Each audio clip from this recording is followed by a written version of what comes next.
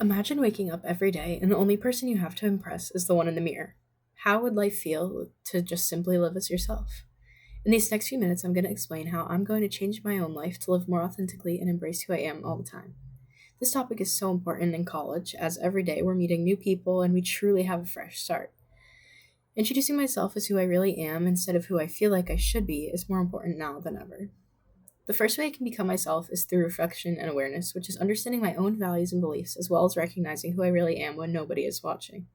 The second is to be courageously honest. This means to speak and live my truth, even when it's uncomfortable or it might disappoint others. The last way I can improve my authenticity is to make choices that reflect who I am. Whether it's how I spend my time, who I surround myself with, or how I respond to challenges, I'll express who I am and ultimately just do what I want. The most challenging of the three for me is the first point, self reflection and awareness, but it may actually be the easiest. My favorite book is The Five People You Meet in Heaven by Mitch Albom. Though it's a work of fiction, Albom explores self reflection and awareness through the view of the main character, Eddie. Eddie dies and goes to heaven, and all the people he meets share their perspective of events that Eddie was at or he contributed to. They reveal things he didn't notice that force him to look back at his life and wonder what he could have done differently. He had to decide if he was truly himself or if he thought too much of what his friends and his wife thought of him. This book is motivation to start now, as you can feel Eddie's regrets through the whole book. I also feel that self reflection can be as simple as a journal entry at the end of each day where I talk about moments I was myself and moments where I could have been more authentic. Self reflection requires honesty all the time with myself and telling the truth to myself, as weird as that may sound. Being honest with others, yourself, and everything you do is also important for authenticity and truth. I find that I put so much pressure on myself to be who others want me to be constantly. This brings me not only stress in those moments, but stress later because I overthink it. So, being honest and true is something I owe to myself and to my inner peace. Being fully and completely myself will also help me find people who are similar to me, and I can have closer friendships and be overall happier in social situations.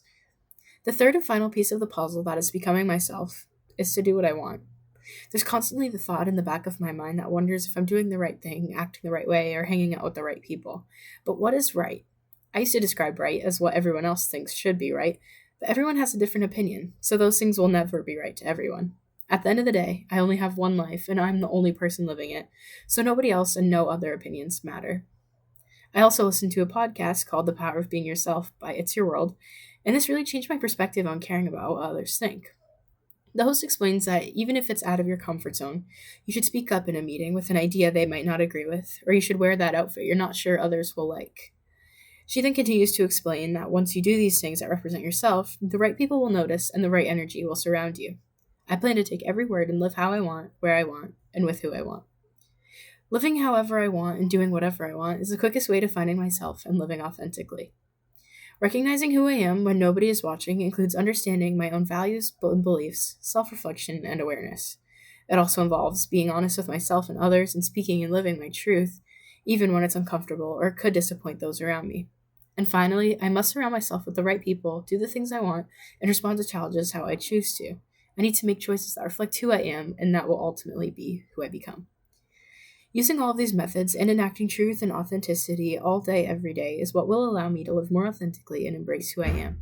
So, now that you have some information, ask yourself again how your life would be different and how you would act if you only have yourself to impress. Thank you.